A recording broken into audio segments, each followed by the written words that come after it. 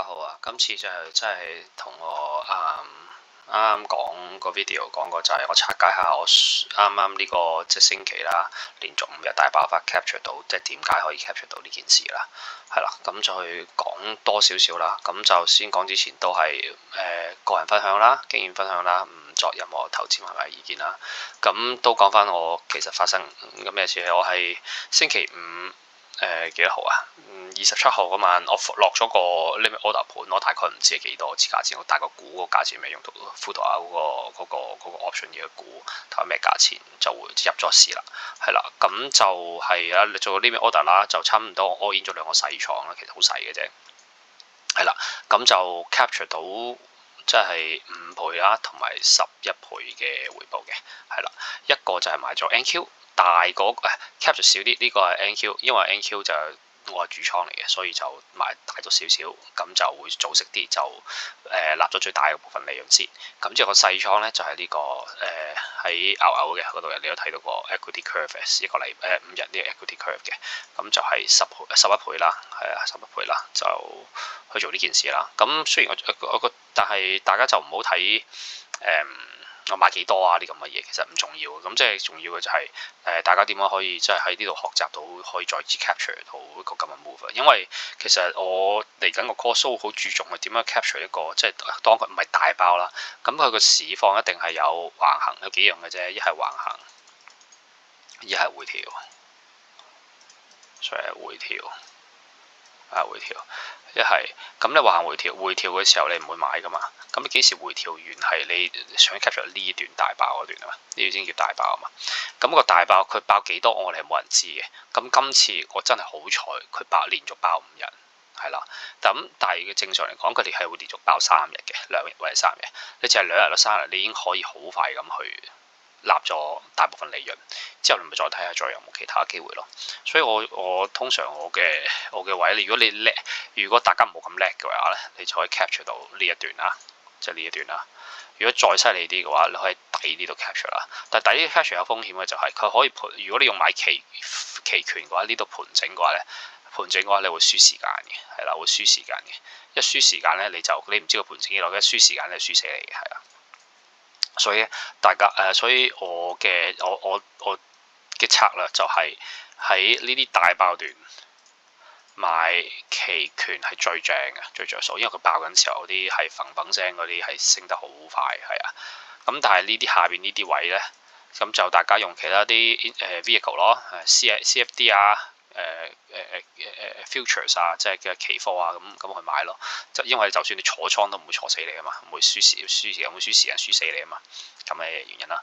咁即係大家要都去好聰明咁運用自己手上邊嘅工具做啲咁嘅嘢啦。咁我期權我都係慢慢去學嘅啫，係啦。因為我見到期權喺大爆嘅位，其實係最有利去做個利潤嘅，係啦。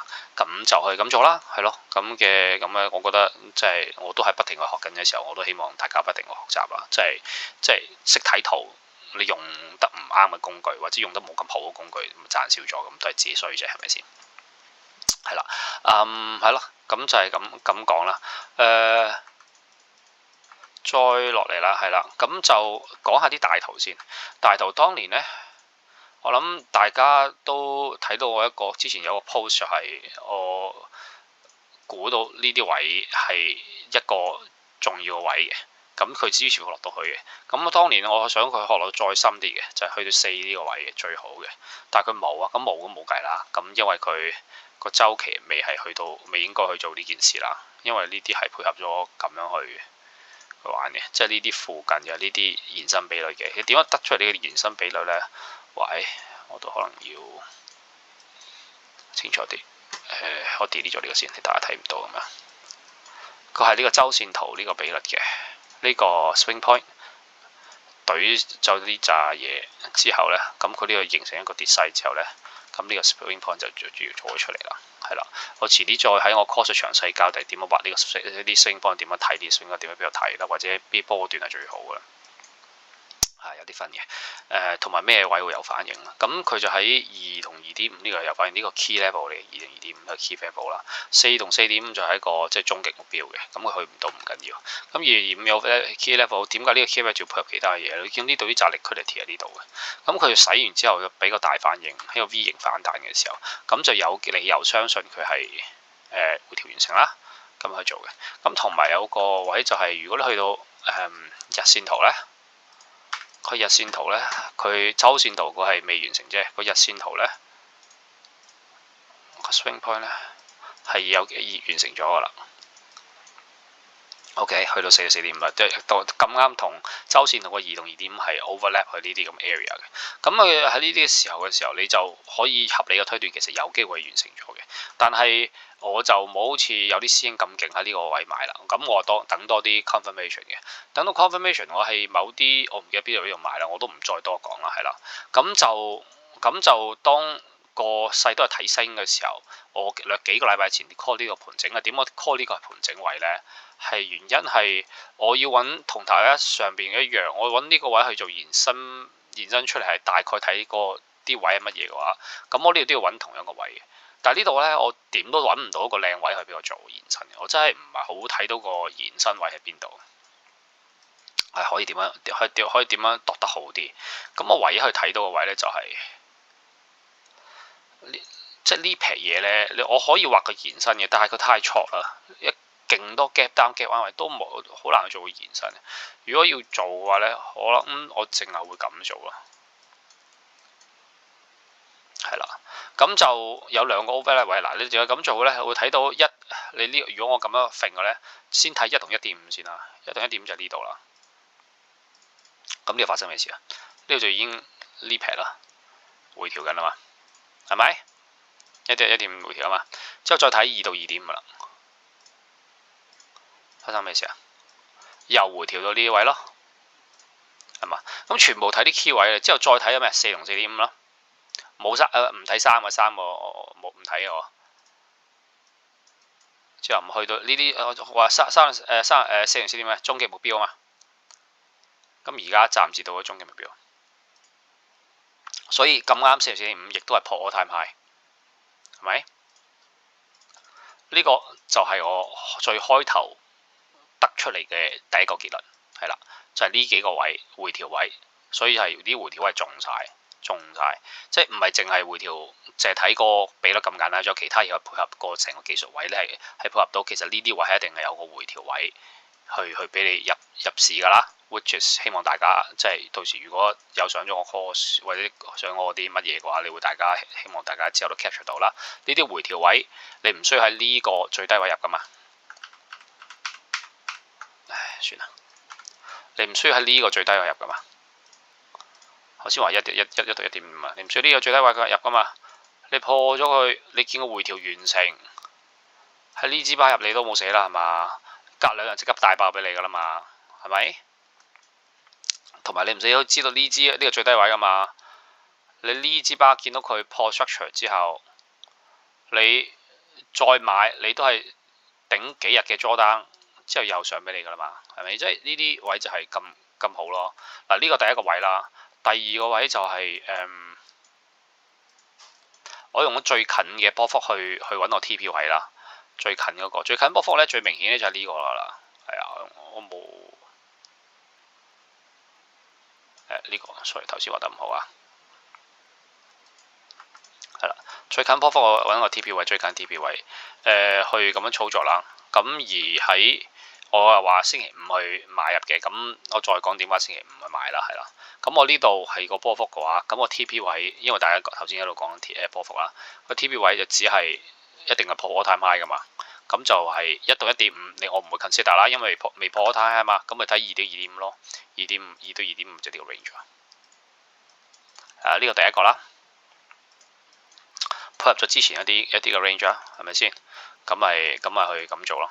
咁之後再睇，如果再要揾嘅話，係呢個波幅，咁樣啦，俾翻大家睇翻出嚟會容易啲啊嘛。之後再揾一個，我如果星期5入貨嘅位，如果即係星期五日開始贏先唔拜拜，一睇1到1.5啊，最近啦，又係破咗 all time high 嘅位啦，呢啲位咯。咁我1到1.5、2.5都係呢啲位嚟嘅啫嘛。咁我2我唔會考慮啦，即係會考慮2.5啦，係咪先？因為未破啊嘛，係嘛？咁就係咁咯。呢個位又有呢個位1.5，所以就係全部都係指向呢啲 area 個位。咁大家可以揾一個，我就自己就喺呢度篤咗個位去做 TP 啦。咁就於是乎我 NQ 咧就呢個位篤咗 TP， 2到2.5呢度篤咗 TP 啦。呢啲咁 area 啦，我都唔記得咗 exactly 係咩位，因為期權咧我唔會知道嗰陣時嗰個價錢嘅 exactly 係咩噶嘛，到價咁樣。咁就係我就 set 咗呢啲位嘅 TP 啦。係啦 ，market order 就 sell 咗佢啦。之後我 ES 咧都係差唔多咁做嘅啫。ES 係睇下係啦 ，ES 我都預先畫咗啲位出嚟，就係呢個最近嘅 swing point 啦，就係1同1.5啦。呢個唔係最近，即係一個最近嘅一個大波段嘅呢個究竟係咪咁啊？唉，係啦，咁上下啦，你要睇呢個波段啦，係啦。咁係1到1.5啦，就係呢啲位啦。咁亦都破咗我time high啦，我time high呢啲啊，係咪？咁之後第二個波段位就係攞走咗先，所以呢個都比較近少少嘅1到1.5嘅，又係呢啲位嘅，又或者好似我 NQ 咁啊，都係呢啲位嘅1到1.5嘅，你都睇到全部都 overlap 晒呢啲位㗎啦，全部都 overlap 晒呢啲位㗎啦。咁你全部 overlap 晒嗰啲位嘅話，咁我咪等緊星期五行咩波幅？星期五會行到咩位？咁我要星期4嘅時候見到佢咁啊嘛。咁星期五一定係揀我最近㗎啦，最近呢度食咗啦。係啦，就咁嘅意思啦。咁就玩完呢個禮拜啦，係啦。咁係啦，講完個波幅喺邊度，點樣去作個度個波幅去食位啦。咁我再講下個入市嘅位點解係再咁睇 bullish 去見呢件事咧。我 ES 其實 ES 同 NQ 都差唔多嘅，係啦，都係呢啲位個 gap 位。佢呢度一懟落去嗰陣時係5月㗎啦，之後抽針之後再戳上去嗰陣時，我已經講過，其實係大家係要橫行㗎啦，咁作橫行嘅時候，我都即係唔叻嘅話，就千祈唔好亂咁參與啦，係啦。咁就所以我就坐倉坐個長倉坐上去啦。係唔知喺之前有講過咩位入啊，坐上去啦。咁點解即係我會揀係星期五去入呢？上個星期五入呢？咁你睇 weekly 圖啦，大家我都有講過下嘅，就係一個禮拜monthly 圖呢個係回調 candle， 呢個係回調完成 candle， 呢個係第一個爆發 candle， 呢個第二次爆發 candle， 所以我係 anticipate 會有當一個月係咁樣形成咗之後，即係嗰個圖啊咁形成之後，我只會 anticipate 呢個係大爆，呢今星期6月份一定係大爆嘅。OK， 6月份嘅大爆機會底下，當我見到佢5月都係 close 到大爆嘅話，只有係向破高位啦。OK， 呢個第一個大爆破高位啦，6月。咁之後第二樣嘢，咁我一早就講咗話，佢要破高位，真突破係要盤整嘅。我唔知個盤整3個禮拜，我以為2個禮拜，以為1個禮拜，我唔知，冇人知個盤整幾耐嘅。OK， 只要1個禮拜去睇嘅啫。咁就變咗做係啦，一個禮拜睇啦，咁就 OK。呢個6月第一個禮拜升破咗呢個結構 ，OK。之後呢個咩啊？呢個第二個禮拜佢細圖係盤整嘅 ，OK。但係大圖睇到咩啊？呢個 order block 嚟喎，一掂到即刻有反應 ，OK。咁變咗你只係會繼續向上望嘅啫，向上望。咁佢又係懟咗呢個位，上個禮懟咗呢個位，想收翻嚟，預計會收翻嚟。點解咧？佢喺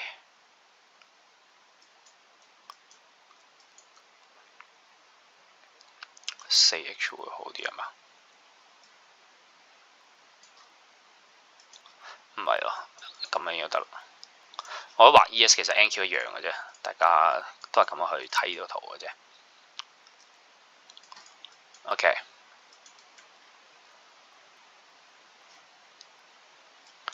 呢個係最後嘅ES 嘅防線 ，OK， 最後 ES 防線佢呢度係有個 FEG 啦，咁就預示者懟咗落去，呢個有反應啦，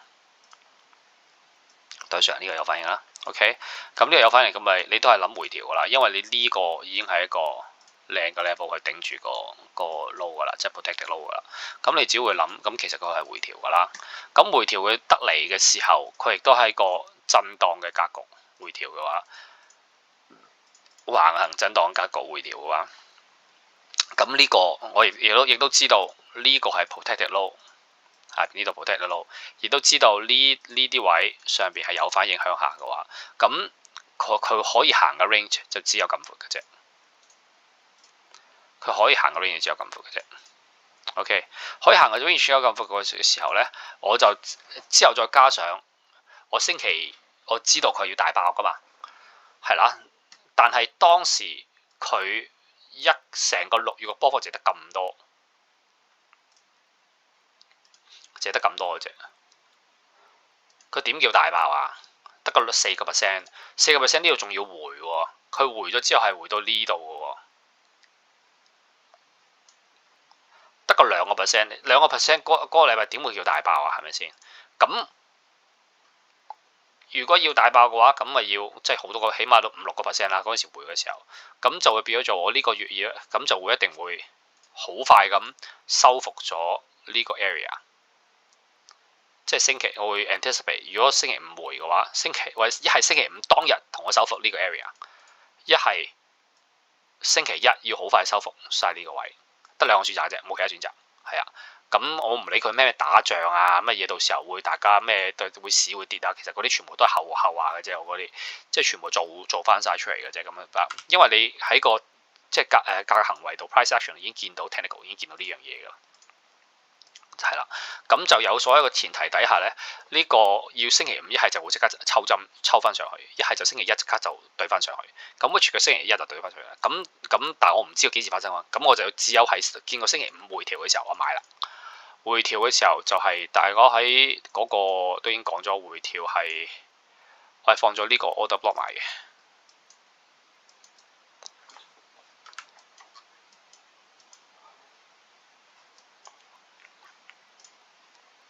買咗個 option 嘅，出配合啲咁嘅嘢買嘅。而個 protect low 喺呢度嘅，我冇 set 任何指示，因為我 all in 咗個倉，兩個細倉 all in 嘅啫，係啦，輸咗嗰啲，即係贏，但我唔會知贏咁多噶嘛，輸咗唔會心痛嗰啲嘅，係啊。咁嘅時候我係唔會 set 呢個係 protect low 嘅，因為呢個唔係 protect low，睇得出唔係嘅，係啦。咁就做咗呢件事啦。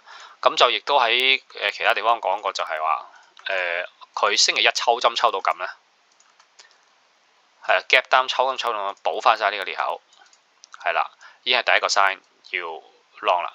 第二個 sign 就係佢呢個回調，呢個形成咗個inversion FEG。當呢支竹出現嗰下，係啦 break of structure， 洗咗呢個會，洗咗喺個重要嘅位洗咗。呢個重要嘅位係 FEG， 因為佢 gap down 之後再補翻晒呢個位，之後再放上去，之後回調兩下，呢個真係一定係超重要嘅位嚟㗎啦。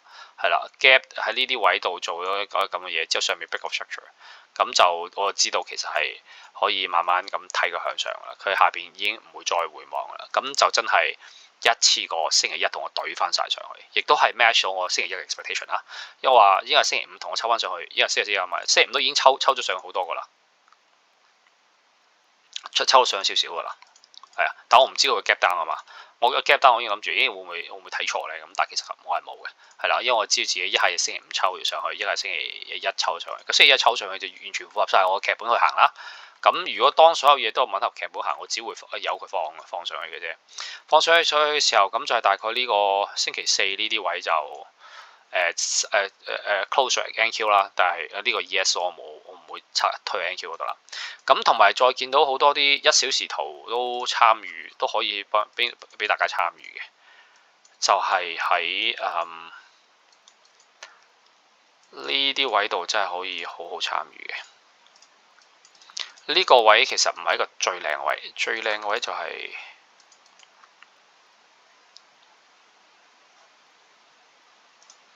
呢支竹嘅竹底去參與嘅。咁原因係同埋你要配合咗啱嘅時間咯，啱嘅時間就係呢支竹嘅幾點開始啊？10點咯，即係 New York Session 開始咯。佢洗埋個底，呢支竹出現就可以即刻買㗎啦，係咪？都係講咗同一個結構，同一樣啫嘛。洗盤，重要地方發生，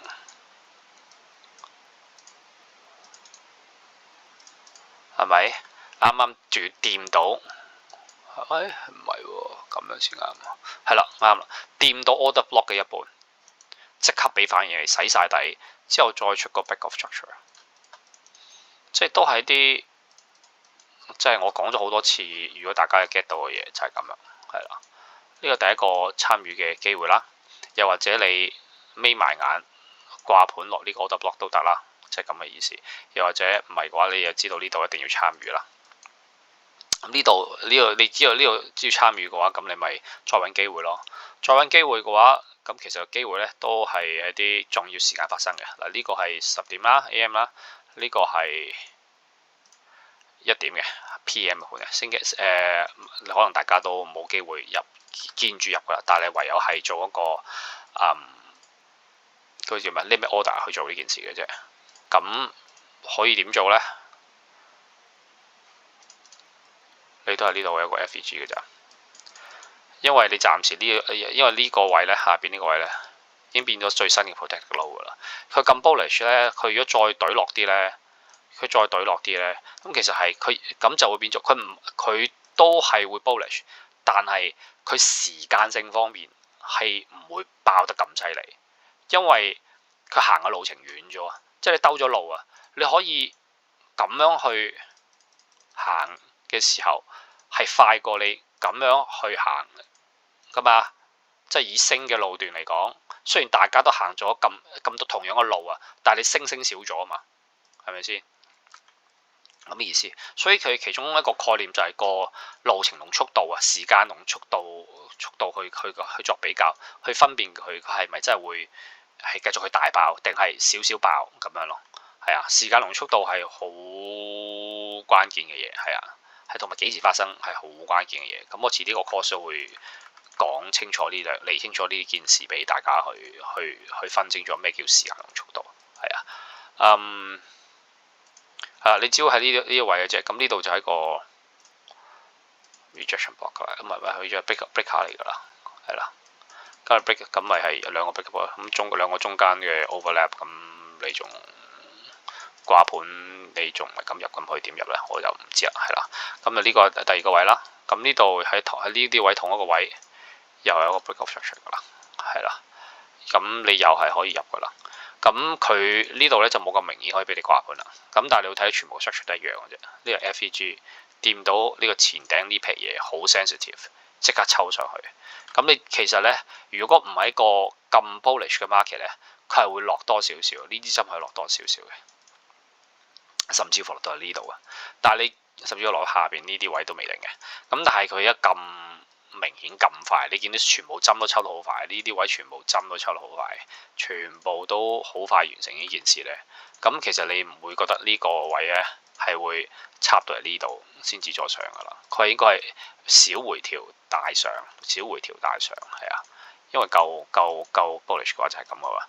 咁你只要喺啲比較進取嘅位去入咯。咁呢度係一個超級靚嘅，又係一掂到即刻上去。你唔喺呢度入都唔緊要，佢俾多次機會掂到 FVG 上邊，哇又係貼住入。大家記得我有時候都講過啦，佢 FVG feel 完或者掂到有啲位入咧，就有反應嘅時候咧，可以俾多次機會喺 FVG 頂嗰度入啊嘛。咁兩個機會都俾咗你啊，即係如果你冇入，我都唔知可以點樣講。係我平時用 NQ 講，其實 ES 一樣嘅啫嘛。睇下大家睇呢位完全係揼冚靚到，即係都唔知可以點講。咁係咯，咁我做操作啦。係咯，仲有啲咩可以講嘅咧？呢啲位都係一個呢個係唔係咁樣咧？係啦，我呢個最近嘅 swing 去做個projection，OK，咁就你會見到2同2.5係一個區域啦，1同1點都係一個區域啊。你遲啲你自己去做 backtest，你會見到好多啲咁嘅嘢㗎啦。佢有啲咩反應呢？1到1.5嗰度自然有個回調係咪啊？自然有個回調㗎。你都唔知做緊乜嘢嘅，自己回調咗俾你㗎啦。係啦，之後呢度272有啲回調啦，踩翻個前頂啦，係咪？一係做埋啲奇怪嘢嘅，喺好啱嘅波幅度做埋啲啱嘅奇怪嘢㗎啦。做完呢個啦，之後1到2同2.5今日 TP 咁就即刻又就對翻落嚟啊，冇㗎啦，一冇即會有個反應啦。所以你見到全部啲重要位一定有反應俾你。同埋當我左邊冇任何 reference，因為 all time high 嚟㗎呢啲位，我左邊冇任何 reference 嘅時候呢，佢呢個回調位都係回調喺啲1同1.5呢啲區域中間，因為佢自己都唔知回調啲乜嘢，佢只會揾啲重要嘅位去回調去掃盤嘅啫。呢啲咪仲呢個1到1.5呢啲一定係你會遇到呢度應該係掃盤啦。咁啱呢個位亦都可以掃埋俾你咯。呢啲位可以掃埋俾你咯。咁我唔會知道佢係 exact 呢啲位啊嘛，但係你知道大概咁嘅區間，咁你咪大概區間，你咪喺啲細圖度入咯，係咪先？你知呢個係一定數噶啦嘛。咁下一個位你最細圖嘅時候，你見到呢度係仲唔係 liquidity？你盲我都睇到啦。之後呢就係咪 liquidity？盲都睇到啦，係咪先？咁嘅意思啊。咁佢再會唔會掃低啲？呢個就不得而知啦，係咪先？咁你起碼呢個1到1.5呢個區域。呢個1到1.5呢個區域，你要知道呢扎力的區域係危險先啦，係咪？咁你咪睇佢邊度有俾反應㗎咯。5分鐘圖嘅時候，5分鐘圖嘅反應佢呢度係去，你可以話呢個位有反應，你進取嘅時候可以話呢個位有反應，你冇咁進取可以話呢個位先有反應，又或者呢個位先有反應啊。呢比較連續性啲嘛，但係15分鐘你要去呢度先睇先話有反應喎。所以就要睇你幾進取咯。你中意可以1分鐘圖你都睇到，哇！已經其實做完晒所有嘢添，係嘛？係啦，1分鐘圖你睇呢度已經有反應㗎啦。咁就要睇，所以最重要就係睇自己覺得個有幾進取咯。咁你越進取，咪越低個 time frame 咪做到格咁嘅事咯。當你知喺呢個區域係會有事嘅，會有啲反應嘅時候，你咪會喺呢啲區域嗰度視乎大家嘅即係個 risk appetite，即係有幾進取、幾冒險去做一啲入市出市嘅嘢咯，係咯。咁我都係咁做嘅啫嘛。我可以話我不如等到個 projection 2到2.5或者3或者唔好3，即係4.45先至走啊個盤。但係我唔會啦，係咪先？我會都係睇當時嘅情況去做個最適合自己嘅決定啦，係啦。咁而家只要個決定自己接受到 OK 啦。咁大概就係即係拆解咗一支即係啲好 key 嘅位，我點解喺即係某啲位我見到係要做嘢嘅時候啦，係啦，同埋我上個禮拜講過嘛，一個禮拜回調㗎啦，個回調係完成㗎啦嘛。喺呢個位嘅時候，呢個位都係呢2個禮拜係回調完㗎啦嘛，冇可能繼續再回調㗎啦，係啦。如果唔係嘅話呢，就唔吻合，即係一個週期性嘅一個行嘅波幅啊，係啊，即係你咁樣㗎嘛，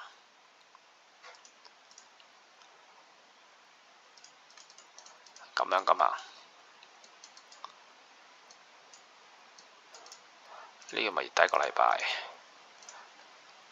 第2個禮拜，第3個禮拜，第4個禮拜，即係爆個禮拜，你都當第3個禮拜、第4個禮拜咁樣啦。咁你有2個禮拜回調噶嘛？咁咪2個禮拜，即係會有回調嘅時候啊嘛。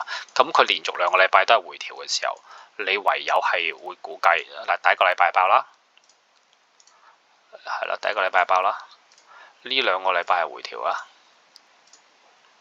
你就唯有當嗰個1個月你覺得佢係咁樣嘅時候，係啦，你會係想咁嘅時候，咁你只會係估最後個禮拜係上，咪估即係合理嘅推測啦。因為你成個因由係個即係個嚟推測係月線圖會爆啊嘛。你2個禮拜都唔喐咯，唔通最後個禮拜繼續唔喐咩？咁點樣符合咗爆個位呢？係啦，所以我上個禮拜都講錯啦，係咁樣噶啦。我只不過我冇同大家講我入咗位啫，入咗市啫，係啦。